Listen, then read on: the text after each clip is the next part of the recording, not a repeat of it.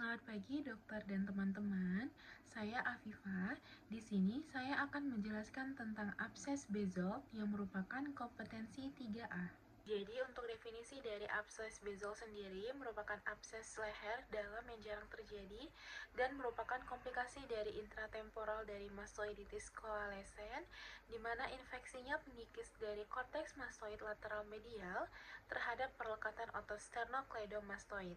Jadi ini bukan infeksi primer leher, tapi infeksi dari telinga. Untuk etiologi dari abses basal sendiri merupakan dari bakteri yang juga ditemukan pada mastoiditis, yaitu yang pertama ada aerob gram positif, contohnya ada Streptococcus, Staphylococcus, dan Enterococcus. Lalu ada aerob gram negatif seperti Klebsiella, Pseudomonas, dan Proteus. Lalu ada anaerob seperti Peptostreptococcus dan Fusobacterium. Selanjutnya untuk anamnesis, pada umumnya pasien datang dengan keluhan nyeri telinga atau otalgia yang bersifat dalam dan menjalar ke daerah leher. Dan itu terjadi juga pembengkakan pada leher bagian lateral, terutama di bawah otot sternocleidomastoideus, dan pembengkakannya itu disertai dengan nyeri tekan dan memburuk saat pergerakan leher. Lalu keluhan lainnya adanya gejala sistemik seperti demam, ada otore atau keluarnya cairan dari telinga, lalu terjadi penurunan pendengaran, ada riwayat penyakit sebelumnya seperti otitis media. Pada kasus yang berat, pasien mengeluhkan adanya nyeri leher yang hebat dan keterbatasan dari gerak leher, dan adanya keluhan nyeri saat menelan. Itu untuk pemeriksaan fisik, dari inspeksi kita bisa melihat adanya pembengkakan unilateral pada regul leher lateral, terutama di bawah otot sternocleidomastoideus, dan kulitnya itu tampak hiperemis karena terjadi inflamasi. Lalu terlihat asimetris leher karena ada akumulasi pus pada jaringan leher dalam. Pada palpasi ditemukan adanya nyeri tekan pada daerah pembengkakan dari lehernya.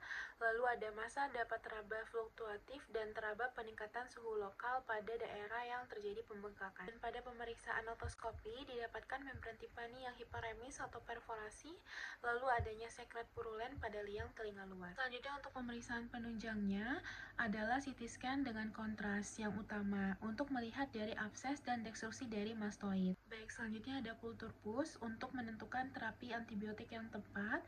Lalu ada pemeriksaan laboratorium untuk menilai apakah ada tanda-tanda infeksi atau tidak. Selanjutnya untuk diagnosis. Diagnosis itu dia gabungan dari anamnesis, pemeriksaan fisik, dan juga pemeriksaan penunjang.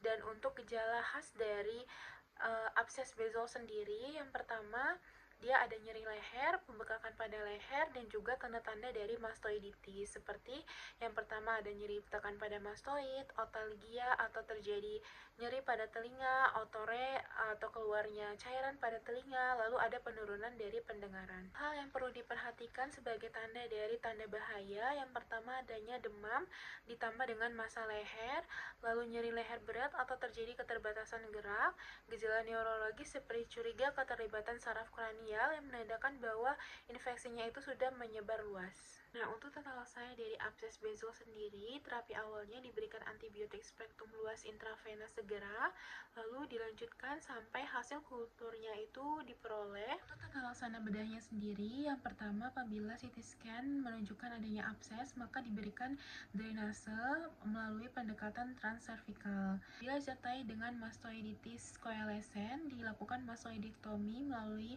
insisi post-aurikular. Jika terdapat otitis media supuratif, dilakukan pemasangan grommet.